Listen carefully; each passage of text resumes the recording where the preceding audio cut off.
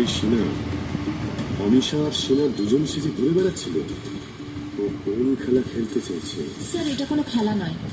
শিনার dissociative identity disorder আছে, শর্টে বলতে গেলে ডিআইডি। শিনা আর অমিশা দুটো স্প্লিট পার্সোনালিটিস। এটা একটা মাথার অসুখ স্যার, যার ফলে একজন নিজেকে ছাড়া অন্য কারোর জীবন, অন্য কারোর পার্সোনালিটিকে নিজের মনে করে আর নিজের সঙ্গে তার মতোও জীবনযাপন করে।